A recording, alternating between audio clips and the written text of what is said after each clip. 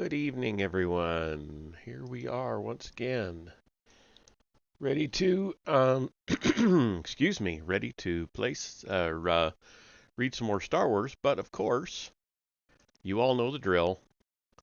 Gotta fix the captions, always, always.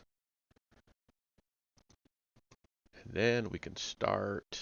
And there we go. Ha! At least it's an easy fix. I thought of it earlier today, and of course, promptly forgot.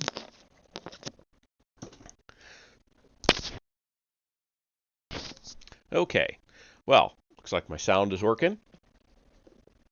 If my voice will work, we can get into reading the chapter, huh? All right.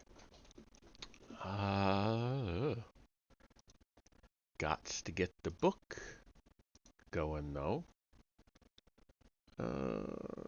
Okay.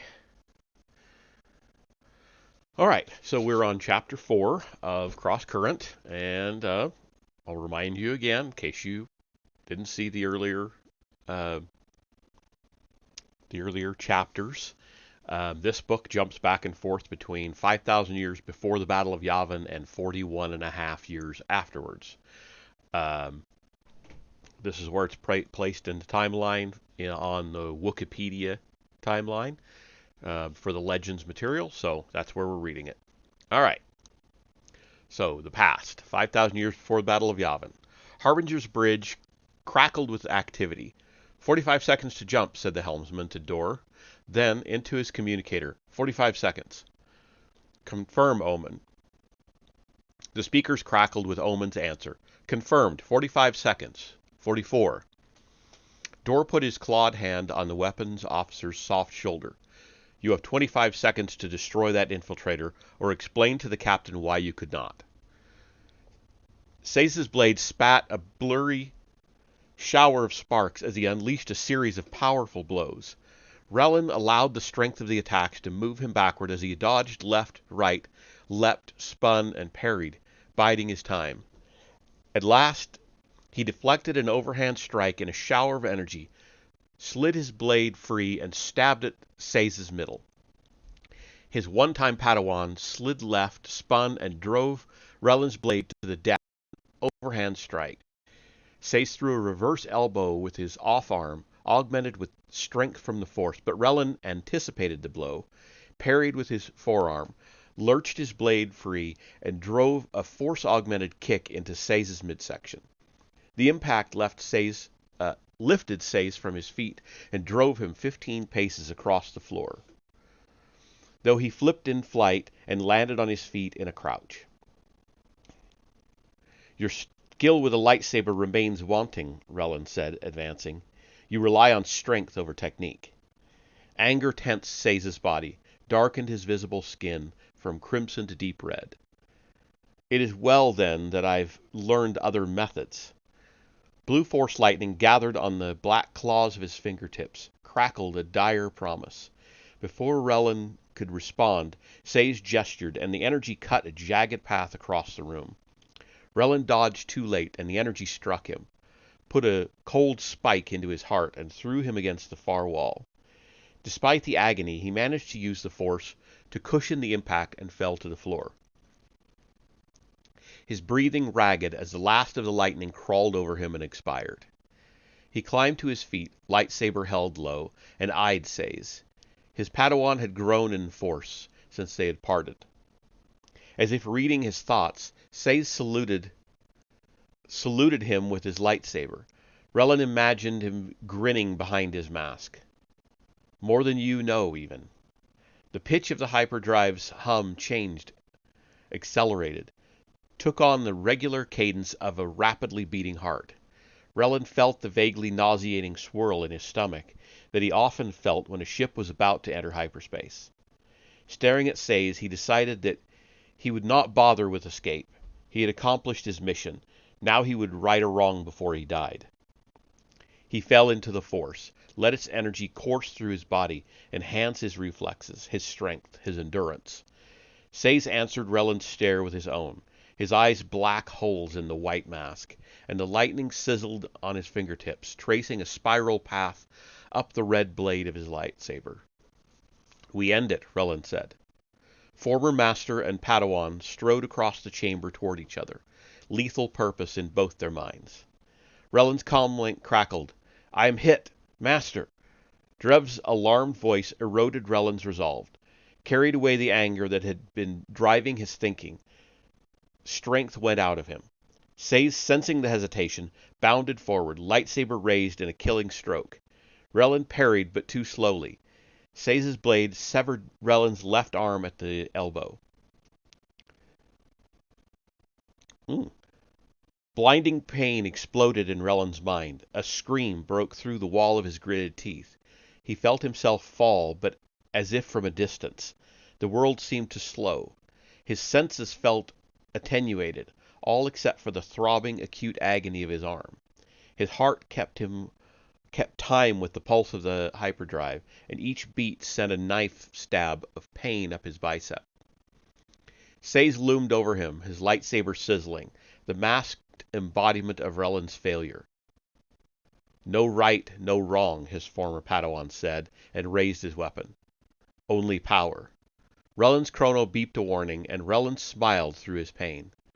The expression caused Seize a moment's hesitation, and in that moment the charges in the hyperdrive chamber exploded. A column of flame and a concussive wave burst from the chamber's doors and rolled over Seize and Relin. The blast flattened Relin to the floor. He felt his ribs crack, adding that agony to that of his arm and seared face, and blew Seize across the room, slamming him against the wall with the force of a battering ram. Shrapnel rained down. The entire ship lurched from the explosion. Seize and Harbinger fled from his mind. Relin sat up, still half dazed, but able to think of only one thing. Drev. It is all right, master. I believe I have matters righted, though I now admit to being wrong. The Sith appear willing to fire pre-jump. Drev laughed, and Relin thought he heard the hint of hysteria in it. What just happened aboard Harbinger? Relin could hear the continuous thrum of laser fire across the comlink, could hear the stressed grunts and rapid breathing of his Padawan. He glanced at Seize, unmoving on the floor of the chamber, and fought down his need for revenge. He could not fix himself through murder, and anger had already caused him to exercise poor judgment.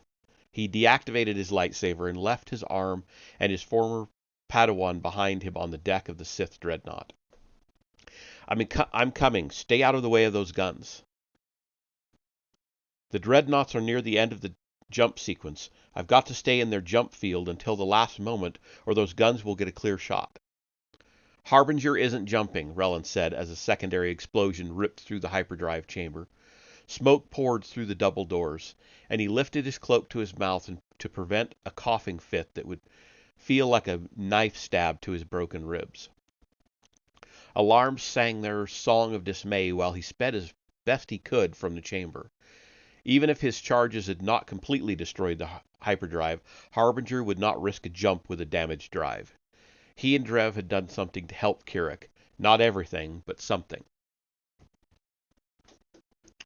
Klaxons blared on the bridge. Tension animated the faces of the bridge crew, hung in a pall over the quiet. Dor stalked over to the helmsman's station. Abort the jump sequence, he ordered, his claws sinking into the helmsman's shoulder deep enough to draw blood. Trying, sir. Something is wrong. Crew stood from their stations, watching the helm and the view screen. Stay at your posts, Dor ordered, and stared them back into their seats. Sit! They did as he bade, while Dor hovered over the helmsman's shoulder like a guardian spirit. Harbinger could not jump with a damaged drive. The ship would be torn apart. Not responsive, sir, the helmsman said. And Dor heard panic creeping into his voice.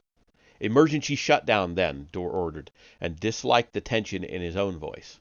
The helmsman worked his console, then slammed a fist on the readout. Not responsive. Jumping in 23 seconds. Get the engineers down there, Dor said. I've tried, the communications officer said. No one is responding. A security team is in Corridor 3G outside the hyperdrive antechamber, but they report that the blast doors are closed and sealed. Have them go around, and quickly, Dor said, and the comm officer repeated his order. The ship lurched as another explosion rocked the rear section.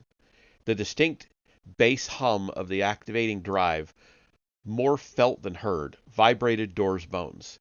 He turned to the bridge security officer, a Masashi a head taller than Dor, and with as much metal under his flesh as he had bone. Get a team to the hyperdrive with explosives and blow the power linkages. Now!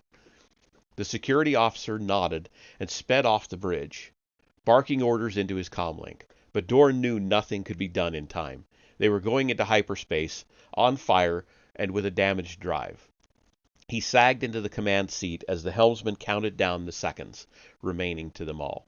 19. 18. Captain Corson's voice from the Omen cut through the silence. "We are getting odd readings from your jump field." Dor stared at the view screen and saw the bulk of Omen beside them. The Jedi infiltrator did a flyby of Harbinger's bridge, twisting and turning through a shower of laser fire, smoke streaming from one of its damaged engines. Dor cursed the Jedi and the infiltrator, cursed the blasted Jedi on board, who had done a half job on the hyperdrive, so that they would all die in hyperspace. "You shoot that ship out of the sky," Dor snapped at the weapons officer, "and you do not stop shooting until I countermand the order. If we're to die, so is that Jedi. Sir, the jump. Do it!" The weapons officer nodded, and the sky around Harbinger lit up with the intensified laser fire. "Sections 10, 11, and 12 on D-deck have fires," said someone. "Dispatching fire teams." Dor waved a hand in acknowledgement. It mattered little. "Captain Sayes, did you receive my last transmission?" Corson asked. 12. 11. Despite the ache in his severed arm and the spike of pain in his ribs, Relin used what mental strength remained to him to augment his speed with the Force. His emotions swirled. Fear for Drev, anger at Sayes, disappointment with himself. The Force swelled in him, and he drew on it fully to pelt through the corridors, a blur of motion. Alarms sounded everywhere in the ship. Droids, crew members, and teams of Masashi security forces hurried through the corridors. Concealed by the chaos, Relin sped towards the ship's spine and its escape pods. "Harbinger is still readying to jump," Drev said. An explosion sounded in the background. Drev cursed as an alarm sang. "Engine 1 is down." "They cannot jump. I destroyed the drive." "Still showing an active drive, Master." Relin cursed, hesitated, almost turned, but he did not. Wounded, fatigued, he would not be able to fight his way back to the hyperdrive. Perhaps he had damaged it enough to at least foul Harbinger's jump coordinates. "Get clear, Drev," Relin said. He reached one of the long corridors that connected the forward and rear sections of the dreadnought. Doors dotted its length. Each would open onto one of the ship's 288 escape pods. "Engine 2 is down. I'm on thrusters only." Laser fire still sounded in the background. Relin cursed. The infiltrator would be an easy target maneuvering on only thrusters. "Get out of that ship. I'll pick you up in a pod." "I am not in a suit, Master," Drev said, coughing, "and you know how long it takes me to put one on." Relin did know. Drev's Ascagian frame made donning a flex suit a lengthy process. He imagined the cockpit filling with smoke, imagined losing another Padawan. Relin moved to the nearest escape pod docking door and cut his way through it with the lightsaber, nearly short-circuiting the weapon's power pack in the process, and piled into the cramped interior of the pod. He did not bother with the instrumentation or pause to strap himself into one of the 4 seats. Instead, he simply found the emergency release button and struck it. The pod exploded away from the dreadnought, throwing Relin against the wall. Wounded arm and shattered ribs protested the impact, but Relin endured. He reached out with the Force for his Padawan. The contact reassured him. He felt the lightness of his Padawan's spirit, his joy in life. "I'm clear. Put the ship in auto-evasive. Get into a flex suit and get out. I'll find you in the pod." "No," Drev said, and Relin heard the smile in his Padawan's voice. "Harbinger is going to jump. Your plan did not work, Master. We cannot let both of those ships get back to Sado. You said to yourself." It took Relin a moment to understand what his Padawan intended. He rushed to the small viewport in the pod and scanned space for the infiltrator. He spotted it under the dreadnought, swooping up and circling back toward the bridge. Even on thrusters, Drev spun the infiltrator in evasive arcs that danced through the laser fire. Relin spoke in a low tone, the same tone he might use to calm an excited Bantha. "Drev, listen to me. Listen, there is another way." Drev's laugh, full and loud, was his only answer. Relin imagined his head thrown back, his chin bouncing with mirth. Funeral silence hung over the bridge. All eyes were on the view screen, waiting for the black of real space to give way to the star streaks of hyperspace, then to the nothingness of oblivion. 7 seconds to jump. The Jedi infiltrator came into view, operating on only thrusters and swinging around to face them. Laser fire crisscrossed the view screen, and the infiltrator danced among the blasts. Thrusters flared, and the sleek Jedi ship accelerated directly at them, growing larger, dodging through the anti-ship fire. "What is he doing?" someone said. Dor knew exactly what he was doing, and despite the fatalism that had taken hold of him, he would rather die in a jump malfunction than at the hands of a Jedi. "Blow him from space," he shouted at the weapons officer. "I cannot get a lock," the officer said. "I cannot get a lock." The ship streaked toward the bridge, twisting, turning, wheeling. Laser fire converged on it at last, struck it once, twice. Flames exploded from one wing, from the nose, but the ship grew larger, until it nearly filled the view screen. One of the crew screamed, a defiant snarl. Dor caught a split-second glimpse inside the infiltrator's bubble cockpit and the Jedi pilot, a young human, or perhaps an Askagian, and he was smiling, his mouth and flabby cheeks wrinkled with mirth, his eyes hard with resolve. "Brace for impact!" The smell of smoke and his own seared flesh brought Sayes to his senses. He opened his eyes to a wailing alarm and the irregular vibrations of the damaged hyperdrive. It sounded not so much like a healthy heartbeat as one in fibrillation. For a moment he stared up at a blinking light on the ceiling, still dazed. His thinking slowed by the viscosity of his thoughts. Events replayed in his mind. Relin, the flash of an explosion in the hyperdrive chamber. The pain in his seared flesh sharpened as the muzzy-headedness began to clear. He sat up on his elbow. Relin was gone. He reached out with the Force, but did not feel his former master on the ship. Smoke poured from the hyperdrive chamber. A broken power conduit spat sizzling sparks just within the chamber's double doors. Sayes climbed to his feet, grunting with pain, and activated his communicator. "Dor, shut down the jump immediately. The drive is damaged." The dull boom of an enormous impact shook the ship, nearly knocking Sayes to the ground. "Dor, status! What just happened?" The whine of the hyperdrive increased in pitch. The vibrations grew more rapid, more intense, the dissonance nauseating. Sayes felt the vibrations under his skin, deep in his bones. Harbinger was going to jump with a damaged drive. If they even made it into hyperspace, the ship would be torn apart. He limped to the hyperdrive chamber, dodging the power conduit, trying to raise Dor as he did. "Abort the jump! Dor!" Relin saw the tongues of fire reach out from Harbinger's bridge and lick the black of space. It held there for a moment, frozen, then shrank to nothingness, as did his hope. He stared dumbfounded, the pain in his body forgotten in the wash of pain in his spirit. His Padawan's laughter, even as Drev had died, lingered in his memory, replayed again and again. He stared out the viewport of the escape pod at the thick black smoke pouring from the scar of the ruined bridge, as if he could will time to reverse itself. But the smoke continued to pour forth, and his Padawan was still dead.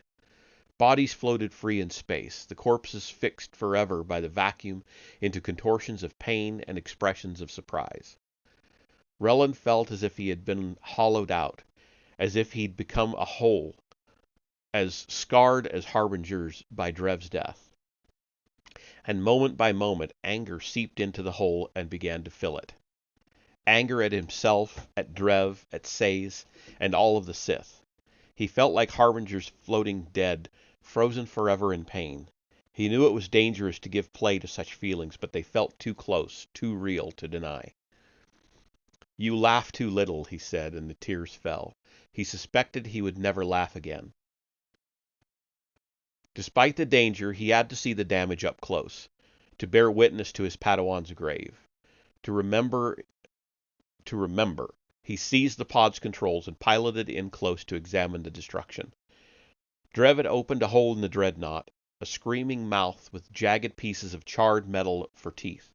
Cables squirmed from open bulkheads, spitting energy. Metal glowed red hot here and there, but dimly, losing its battle against space to retain heat. He saw something recognizable as the infiltrator.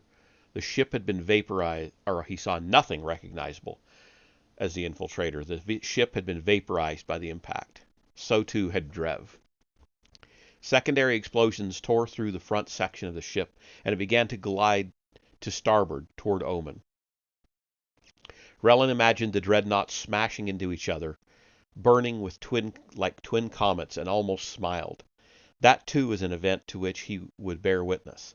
The lignin from neither ship would get to Kirik, and Drev's death would not be in vain. Goodbye, Says. But Relin realized quickly that neither one was aborting its jump sequence. He saw his danger, then cursed and turned the escape pod about. More explosions boomed in the distance. Their force communicated to Says through ominous vibrations in the hull. The ship lurched hard, turned abruptly.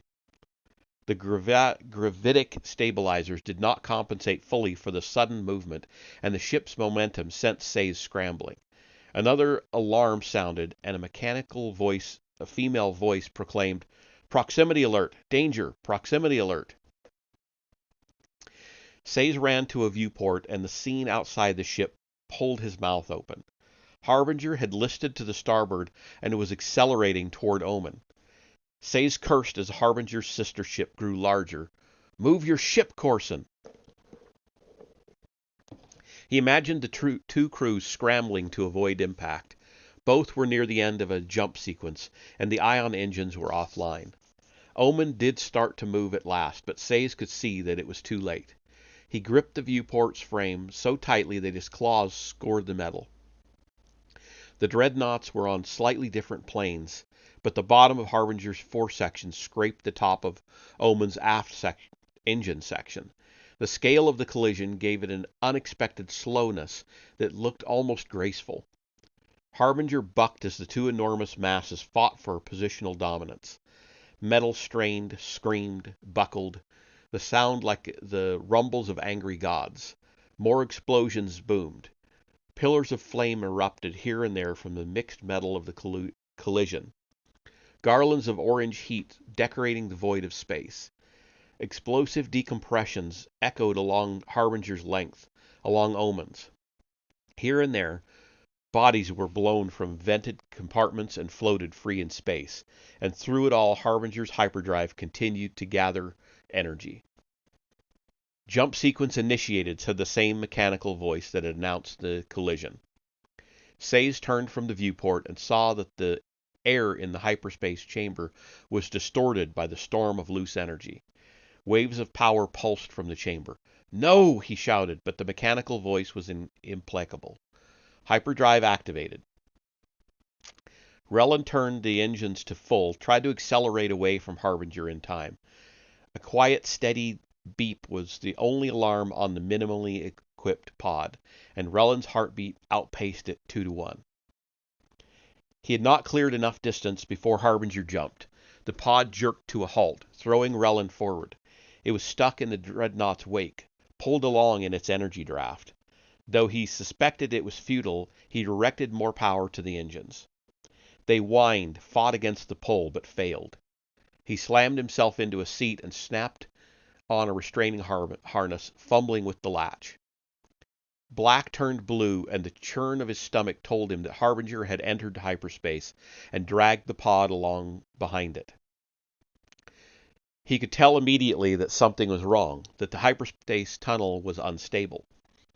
The pod began to spin, then flip over again and again, careering wildly, a cork caught in a river's rapids. Gritting his teeth, Relin tried to keep his bearings, but he could get no frame of reference.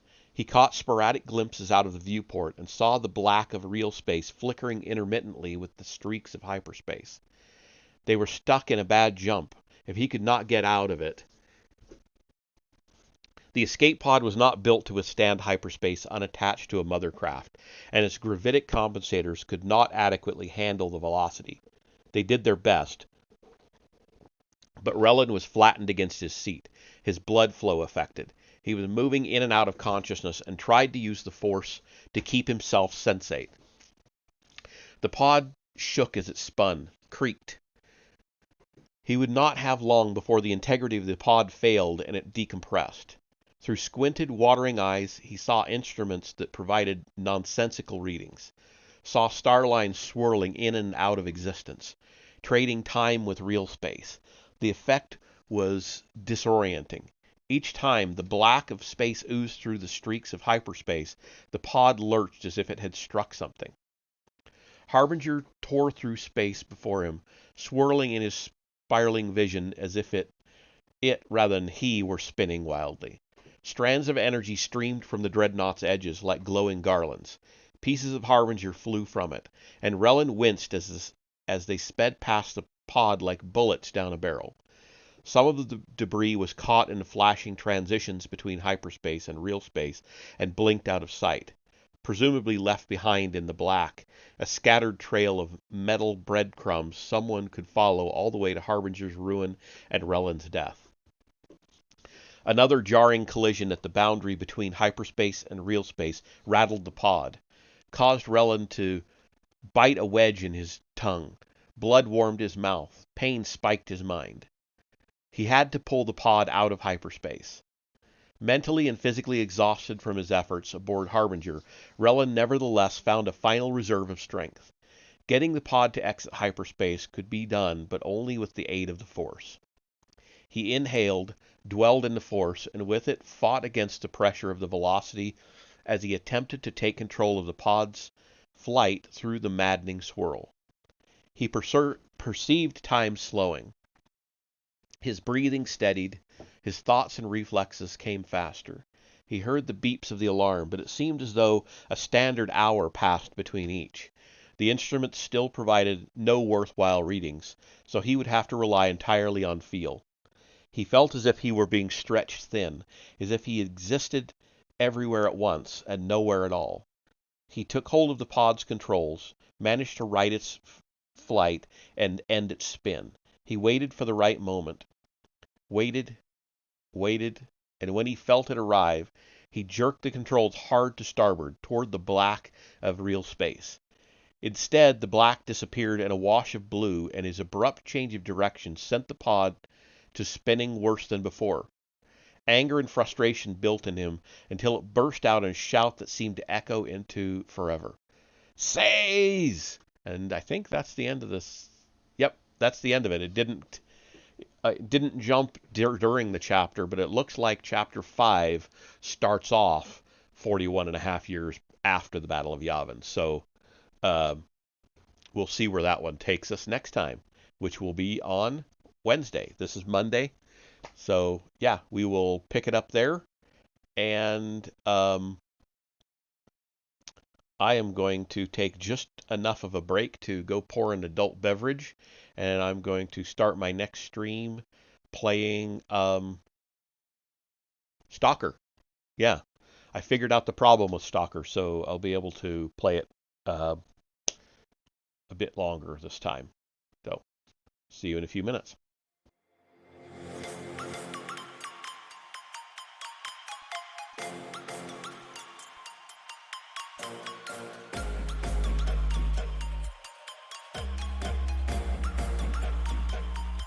Prepare to die.